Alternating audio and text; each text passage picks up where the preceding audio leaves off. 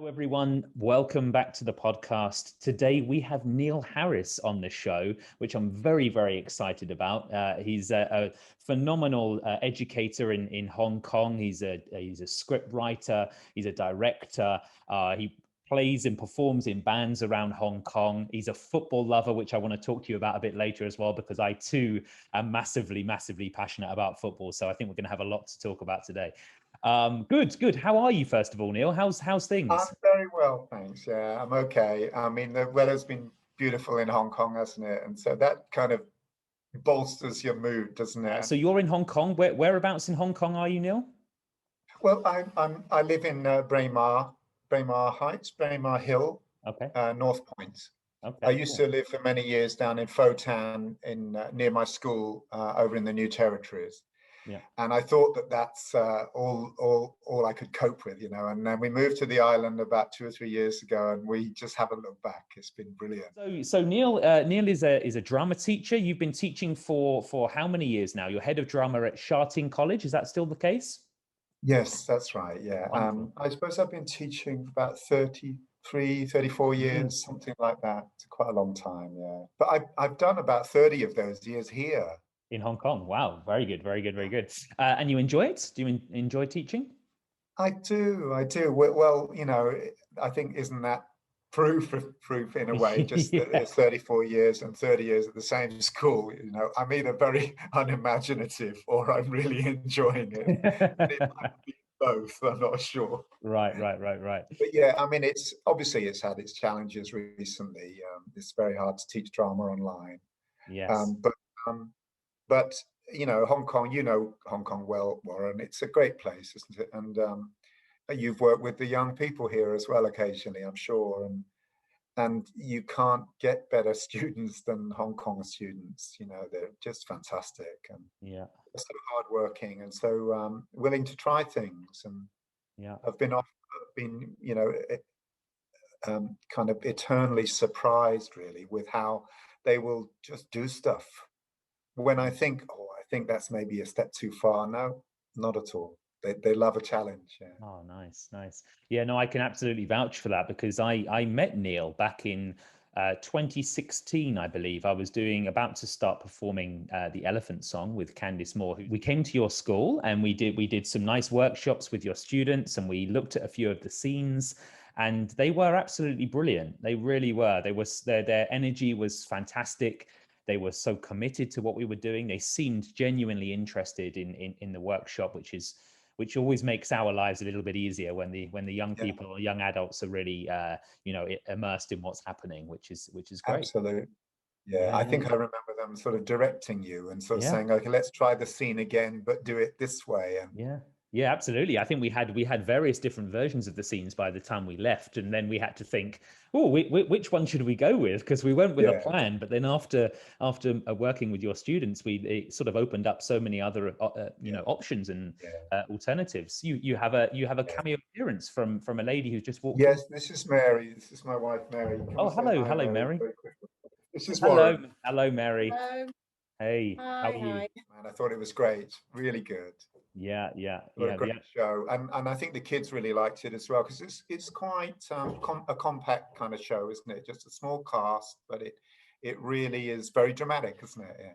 Oh, it was. I was saying to Candice actually that in terms of from an acting point of view, the character was just so enjoyable for me to play, and I love the fact that there was just two of us. Obviously, we had Kath come in as well, and she was jumping in and out of various scenes and bringing some much needed comedy, but also some awesome emotional acting as well, particularly towards the end. So it was a really brilliant play, and yeah, I would love to perform it again. Actually, it was so enjoyable. Let's talk a little bit about your writing, because you've put together a new show, which is an opera, and a spoken word opera, and it's called Svenborg. Am I pronouncing that correctly? You should be better at it than me, actually, shouldn't you? I'm But pretty I sure it's think Svenborg. so. Yeah. Actually, it's funny you should say that because I was talking to a woman who knows Denmark very well, and she was married to a Dane, and so she was trying the pronunciations for me. I was talking to her about the show today, Yeah. and you think you've got it right, but then a Dane speaks it and you think, no, I've got it so wrong. Well, I And mean, it's all those little dots yeah, yeah, on yeah. the letters. Yeah, I'm familiar with the Swedish ones, but the Danish language is a whole other kettle of fish. Yeah, It's a little tricky, but it's tricky. I think it's tricky even for Swedish people to understand. I have yeah, absolutely yeah, no chance. Um, absolutely, yeah, yeah, absolutely. yeah, So yeah. you have a Swedish connection, do you, I Warren? do. Yes, my wife is from Sweden, from Göteborg, which is Gothenburg in anywhere else in the world, but in Sweden they pronounce it Göteborg. So yeah, Sven Borg. So there's quite an interesting background to it. I mean, one of the backgrounds is really connects us twice, Warren, in that I've got a Danish connection. In that my brother married a Danish woman. I have Mhm. lovely nieces there who are about 40 in their 40s now, and so I'm Uncle Neil to these great Danish women, and I know their grandchildren, my brother's grandchildren as well. And so I kind of always loved the country. I've always loved Scandinavia, and then I was reading a book about Brecht, and the book, Brecht is one of my heroes. Less so now. Now I've read more about him because he was a really difficult man, and most of the books will just give account after account of how awkward he was with the people he worked with, and difficult, and also the way he treated his many female lovers and partners Yeah. and wife. And so I've kind of revised my opinion of him now. But as I'm reading this book, this is going back about 2 years now, I'm thinking I'm really enjoying this book, and it's on a Kindle. And on a Kindle, you forget the title, don't you? Yeah. Because you just go to the next page. And so I thought, oh, you know what? I'm going to do something I don't normally do. I'm going to write to the author. And it was Okay. just literally on a whim. I stopped reading the page, found the author, and I thought, okay, I'm not going to find his email address. I found it instantly, Amazing. his personal email address, Wow. wrote to him and said, dear Stephen, I'm really enjoying your book. I'm about 60% through it, my Kindle tells me. Um, I'm loving how you're sort of repositioning this guy and reframing how we understand him and his work. Um, if I ever got a chance to use your material in a book, would that be okay? And I press send. And usually with these kind of emails, No. you're even going to get a reply. Is Yeah. it even going to get there? Within a couple of hours, I got a reply saying, No. Dear Neil, thank you for your email. I'm in Hong Kong on Monday. This was Friday. I'd be glad to meet with you. We can talk further about your project. Wow. So now I'm thinking, I don't have a project and I've got 2 days to make one. So, I mean, if you haven't guessed by now, Warren, as well as a drama teacher, I'm a blagger. So I just blag my way anywhere and into anything. And Yeah. Yeah. and so I just literally met him in a Kowloon hotel, this kind of distinguished professor of German literature. He'd researched this book for 10 years. And I thought, I've got to say something. So I just literally made something up. So Stephen, I've got this idea of like, they keep, he's chucked out of Nazi Germany, and then he has to move house time and time again, and they're setting up the house, and then they have to take it all down again. They're setting up a new house. And he said, that sounds great. Go for it. And I said, so I can use your book? He said, sure. Amazing. Isn't that great? That's And so you cool. just think, okay, there's something serendipitous about that. There's something wonderful about that. Yeah. Good fortune. I've got to do it now. So I wrote the play, and then of course COVID, and the only way we could stage it was like on a Zoom. Mhm. So we raised a bit of money for some Hong Kong charities, and it went really well. But what? Do you write, Warren, as well as act? I do some writing, yes. I'm more acting than writing, but it's an area that I'm looking to get more into for sure. And I've done little bits here and there. Yeah. And are you a constant editor? Do you go back and? Yes, with everything I do, really. Even I'm very hard on myself. Even when I was, performing on stage, I'd come off afterwards and I'd be like, "Oh, that bit we could have tweaked that. That Yeah, potentially could have been yeah, a little bit better." But that's, I think that's the nature of the beast some of the time. yeah, yeah. But And yeah, that's really what drama's all about, isn't it? Is that feeling of going off stage thinking, why didn't that work? yeah, yeah. And Well, it's I always have a endlessly director's. fascinating. Yeah, yeah, you're Sorry. right. I mean, no, I was just going to say I have a director's hat on some of the time as well. So it for me that challenge has always been when I'm performing to sort of put that to one side and just get myself completely immersed in what's happening, Yeah, rather than sort of as I'm performing evaluate what's going on and who's doing that, and that bit yeah, could have been slightly better, or they could have said it like yeah, that, or I could have done this differently. So I had to. It took me a long time to be able to shut that side off when I was yeah, performing and just perform, just completely commit to the character yeah, and the story. And yeah, but I really enjoy directing for sure, and writing is enjoyable. I'm not It's not a natural skill for me, but it's something that I would absolutely love to do more of. And I've been yeah, talking yeah, with various writers actually recently since doing this podcast, and it seems like a very fascinating world, but I think it requires, or as far as I can see, it requires quite a lot of patience and yeah, incredible attention to detail. But once you get it right, that feeling is yeah, really yeah. spectacular. So So, I mean, I was that the think same for that's, you? you asked me about my writing, and I Yeah, think that's probably the one major um, improvement, if you like, is that I edit better and I'm able to write longer. Like as an actor, or as a theatre company, if I send a script off of 30 minutes, 40 minutes, people will just say, "Oh, thanks very much. You've got to give us 2 acts or 3 acts." And maybe different now with COVID. Maybe yeah. people are looking for shorter things. But I wasn't fully satisfied with what I'd written. And I kind of thought, I know what I would like. I'd like a Greek chorus. So he's got all of these women and he's literally trailing them around the world with him. And he never gets rid of them. It's a bit like a horror film or something. Um, Everywhere he turns, there's previous lovers Oh there. gosh, And to me, this is like a wonderfully theatrical, fun idea. I yeah, haven't yet to realize this because this is Svenborg. So the Plum Tree, the play that we wrote, that you've got the video of, yeah, is not Svenborg. It's very close to it, okay, but the difference is now, um, when a lover leaves, she goes to the chorus and another one comes from the chorus and takes her place. And oh that's wow, such, I think, a really vivid way of capturing his life. absolutely, yeah. You're interchangeable. It's an online performance, and it's got a couple of recognizable faces in there from the Hong Kong world of performance. Many familiar faces for me, and it's nice that you've been able to bring all those people on board. And there's some serious acting talent over there in Hong Kong, and it's good that they are getting the opportunities to do that, even with all this COVID madness going on at the moment. So Yeah, that's yeah, really cool. Have you done any other writing, Neil? Is this the first yeah, project for you, yeah. or have you been?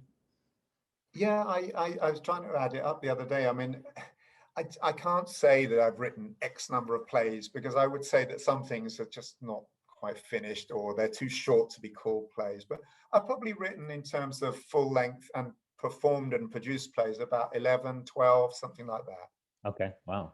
It's pretty For over impressive. about a 20-year period. Yeah. Nice, But nice. I'm most happy with, I think you're always more happy with what you've recently done, and Yeah, you've got to keep bringing the changes. yeah. The first thing I did was with students, and I promised to write them a part each, and they came back to me and they said, "Mr. Harris, we like what you've written, but you did say it was a comedy." They are so brutal, aren't they? These young adults, so brutal, but it's the best audience. You get a true reaction or response to everything. Go, sorry, carry on. No, that's kind of it, really. They said, "Yeah, you did promise us a comedy." So I said, "You're quite right. I did. It's taken a very dark turn. Yeah. Tomorrow, when you see the script, you will all have 6 jokes. So for about 6 characters, I made 36 gags, Oh, nice. and Wow. then they were happy. Yeah, yeah, I love from a performer's point of view, I always found I've done a lot of theatre and education over the years, and I always found that they were the most honest audience, out of all the audiences I performed to. I always found that their reaction, sometimes incredibly loud, sometimes quiet, but whatever it was such a real response, and sometimes a brutal response and brutal reaction, but but I always enjoyed that aspect, that they were just so honest, and yeah, it's pretty cool. I Good. know, I Oh, know. why did you get into drama in the first place? What led you down this path of drama teaching and then into writing and directing? And you've been involved in radio as well, which maybe we can talk a little bit about later on. Sure, sure, sure. Yeah, I mean, I've thought about this a lot. I mean, I'm 56, Warren. yeah, I'm quite old now, and I don't really know how I got into drama. But when I do reflect on it, there's a few things that sort of pointed the way. And I can only say that it was probably like my childhood, in that my mum ran the cinema in my hometown. My grandparents built it. I didn't ever meet my grandparents, but my mum ran it all the way through the war as a young woman, yeah. and uh, and then she had 6 children. I'm the youngest of 6, and so by the time I was born, my elder siblings had probably moved away from home. So um, I used to tell the news of a new baby. I'd have to go around to the cinema and call my dad and say, "Hey, my sister's had another child," and this kind of story. So we were very much connected with this sort of cinema world, and I saw a lot of parts of movies. I wouldn't sit through a whole film. Why would I? We own the place, So I would walk in, walk out, and I'd get an ice cream. I'd go home again. It Yeah. was a fun experience.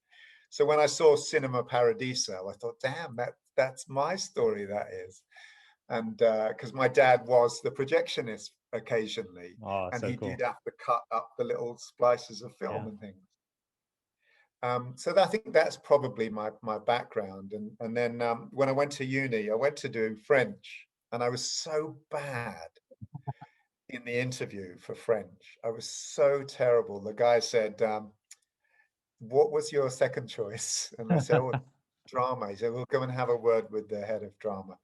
And so when I got into this guy's office, I just talked about my cinema experiences, and he must have thought, okay, this guy probably is interested in drama. Yeah, yeah, And I think being the youngest of 6, I had to show off a bit to get attention. yeah. And I realized that reading through your biog, and I realized that you went to Trent Park, Middlesex University, to do your PGCE, which is so cool. Some of you will, well, actually, some of you won't know, but we basically went to the same university at different times, but we were on the same campus, and Trent Park campus, Middlesex University. It's a wonderful, wonderful place. I found it incredibly calming there. I didn't really feel like I was in London, but you were also incredibly close to London, which was nice. How was that time for you, training as a teacher at that campus? Can you recall any Yeah, experiences I or? had a lovely time as well. I had a great leader of the course called Marina Jenkins, and she was a really interesting woman, and her background was drama therapy. And I still use her ideas now, and really little simple things like watch how the kids come in the door, Yeah, greet them at the door, say hello, just check the temperature of the room. And I think that's such good advice, isn't it? And for actors as well, mm, yeah, you it's know, true. and if you're a decent actor, aren't you watching from the back and seeing who's in, and are they drunk and that kind of stuff? Yeah, Because if you don't know till you get out there, you're heading for trouble in a small venue, aren't you? yeah, yeah, yeah, yeah. So yeah, I had a fabulous time there, and then I did some teacher training in some pretty tough schools in and around London, and Crown Woods School in Eltham, Okay. which 2,500 students, Wow. Wow. and the staff didn't know each other, let alone the kids. Yeah, I actually taught drama at St. Paul's Academy. I was a drama teacher for a year at St. Paul's Academy, which is in that sort of area. It's a little bit further out, sort of Abbey Wood, Woolwich way. But I lived in Lee, which was about 5 minutes from Eltham. So we have a lot of sort of like connections like You, along the way. It's very yes, strange. you've been following me around the world. That must be what it is. Yeah. I was like, Just this because Neil, my this version, my Neil age Harris, was, he's that's a all, cool yeah. guy. I'm gonna have to follow his journey for sure. But But yeah. yeah, I was very lucky to live on Blackheath. Oh, I lived in Blackheath as well. This is insane. This is really bizarre. Yeah, I lived right next to the Heath for about 2 years. I was in Lee, and then I moved to Blackheath, and then when I started teaching at Abbey Wood, I moved slightly further out to Grove Park, which was okay. Yeah, But Blackheath is such a lovely. amazing, isn't it? Yeah. And I was an usher at Lewisham Theatre, so I saw Okay, quite a bit of little bits of underground theatre there. And I did some I shows even there. I did the follow spot for the boxing at Lewisham Theatre. Nice, nice. That's cool. That's very cool. Yeah, no, I was at I did a show at Lewisham Theatre as well. This is really weird. It's kind of throwing me a little bit. But yeah, we I was performing a pretty hard-hitting theatre and education piece about knife crime and gang violence in London, and we took a show to Lewisham Theatre, and we had young adults from various secondary schools around London coming to watch it, and that was yeah, it was a very nice theatre actually. I really liked that Yeah, theatre. I'm not overly keen on the area itself, but the yeah, theatre was lovely. yeah, yeah.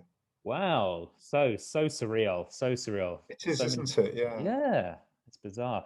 All right, so let's talk. Yeah, can we talk a bit about the radio? You mentioned you've done a few bits for radio. Can you talk to us a little bit about that? Yeah, yeah. Really only one major thing. And this was again another kind of chance and luck thing, like so many things are in performing, aren't they? It's, you just happen to be in the right place at the right time, or you contact the right person. So I wrote a play. I went to India with my wife Mary, who you met, Mm, and she was heavily pregnant at the time with our kids, and we were on, third class train carriages. I'd paid for first class, but for some reason you never got the first class right. compartment. So we'd be on third class, and literally the toilet would be like, you know, you didn't want to go there anyway.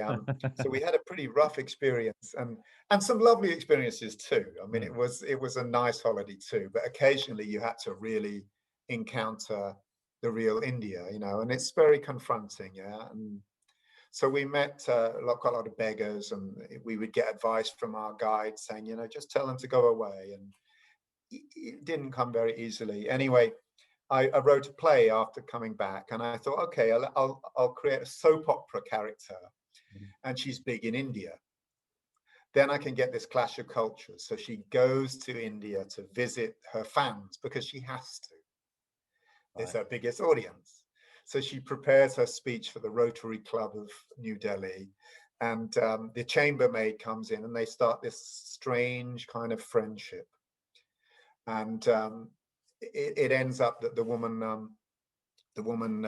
chambermaid, who's been told so many times by this actress, I really want to help you. I really am serious about um, helping somebody like yourself. I see what poverty there is here. And the woman said, yeah, well, we don't have much money. And so one night, and you never quite know whether it's for real or not, but she brings her granddaughter, and she says, were you serious about wanting to help my family? And she says, of course I was. She says, well, here is my granddaughter. Would you take her back to America? And then very quickly the woman backpedals. And so it's really, that's it. Okay. And so I wrote to the BBC, and I wrote to about 5 regional centres and got lots of thanks very much, but no thanks. And then the reply I got, which was positive, was a woman called Tanya Nash, and her mother was Indian. And you just need those little Mm, lucky strikes, don't you? mm, mm, And she said, actually, I am interested in your story. And so could you change it? Could you make it her go different places and stuff like that. And it ended up on Radio 4 for one of the afternoon plays. This is about 3 or 4 years after I'd been to India. And we'd staged it in the interim as a stage play, which was called Soap for the Untouchable. And so this a bit like Svenborg, it's gone through various incarnations. And that we did that at the Fringe, actually. It was very, very, very successful with some great actors and actresses. And so then, yeah, she made it in. I never saw them. I never met the cast. I never met the producer. It was all done via email, which is a little unsatisfactory, but there you go. Yeah. So I'm in Britain on my summer holiday in my hire car, and we pulled into a car park in Tenby, and my radio play comes on, and I wind down the windows, turn it up really loud, and I'm shouting at people, "I wrote this." Yeah, this is mine. Amazing. That's cool. That's very cool. Wow, that's a big achievement though to get some writing onto the BBC and BBC Radio 4. That's super cool. I'm aware that you are an avid singer and performer in a band, Neil. Is that correct? And you're known. You have a little bit of a reputation of like performing in bands around Hong Kong and a bit of a rock star when you're not wearing the shirt and tie. Can you talk to us about that? When that all started, and have you always been into music and bands and performances? Yeah. Yeah, I have. I mean, I started at 14. I was invited to be the bass player in quite a successful punk band who had just finished the UK tour with UK Subs, Angelic Upstarts, people like that, and they were big, and so I joined them. I didn't really know what I was doing, but I think I could play the six string, and they didn't need a six string player, so they said, "Can you play the bass? I'll have a go." And I think it's things like, have you got the right haircut at the time, that kind of thing. Yeah. Yeah. So it became pretty obvious that I was into something that I didn't really sort of fully endorse, And since that time, I've been in bands all the time, and I've always had a kind of a punk or new wave kind of ethos, that if you don't play it loud and if you don't get people jumping up and down, then you've not done your job. And I've done other stuff as well. I've done like dance bands, and where you turn up at the Conrad and there's everyone in their suits and ties, and you're playing the Beatles. I've done that as well, Nice. But no, I love music. I've always loved music. Always played the guitar. Every night I play the guitar and I write songs and things like that. Wow. How often do you actually perform these days? Is it a once a week thing, or every now and again, or? And COVID has Well, really yes, true. I mean, the last time the band I currently play with, who are called the National Geographics, we had a little practice, and we were all a bit uncomfortable even practicing in a rehearsal room. You just think, oh God, the microphone, who else has used that? And I'm really shouting this vocal. You're quite close to me. We just made an agreement, like, let's just do an hour and we'll get out of here. And sort of since then, we haven't really done it. That was maybe 2 months ago. Right, two life achievements, Neil. Two life achievements. I would love to know, not work related. Two things that you look back on, you're like, wow, I'm so glad that I did that. It could be traveling. It could be a particular food that you tried. It could be an animal that you encountered one day when you were walking down the street. Whatever it is, I would love to know a couple of life-changing moments for you. Life-changing moments. Well, it's got to be having twins, I think. Yeah. It's pretty life-changing. Yeah. I mean, they're 28 this Saturday. Oh wow, incredible! And my daughter is in England, and my son is next door, and so that's been challenging. Obviously, having a child is difficult, but when we were surprised with twins, so that's a long time ago since I kind of remember chasing little ones around. But it's been great to sort of be a dad and see them at their different stages, and it's all good. Yeah.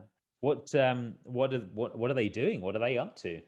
Your kids, what do they do Well, for? my son is he stays with us. He's got a disability, so he'll always kind of need support.